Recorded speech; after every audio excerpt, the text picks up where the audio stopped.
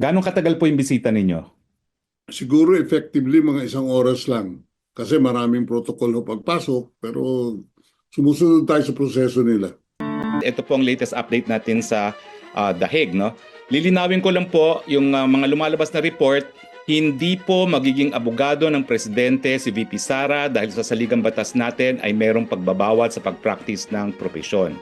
So ang kanyang karapatan po bumisita ay birang anak, no? So ulitin ko po, hindi siya papasok bilang isang abogado.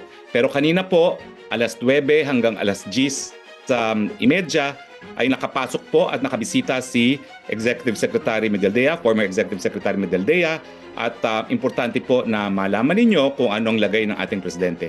So ES, kamusta po ang naging ang ating presidente? Magandang hapon po sa inyong lahat. Okay naman siya. He's in very high spirits. Ano lang siya, naiisip niya mga sumusuporta sa kanya.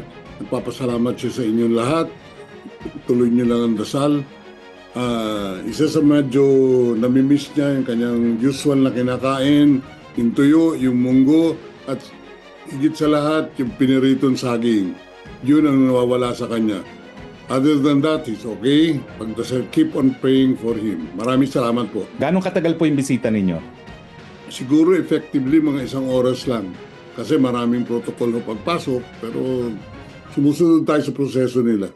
Ano naman pong itsura ni Presidente Maganda Duterte? naman ang itsura niya. Medyo nakahabol na ng konting tulog. Yun, okay naman. Meron ba po siyang mensahe para sa mga nagmamahal sa kanya dito sa buong mundo? Tinanong ko siya niyan. Sabi niya, mahal na mahal ko kayong lahat. At maraming salamat sa lahat ng suporta na binibigay ninyo sa akin at sa aking pamilya. Okay. So maraming salamat ES. Si ES po ay nagmamadali, nasa baba ng kanyang sundo.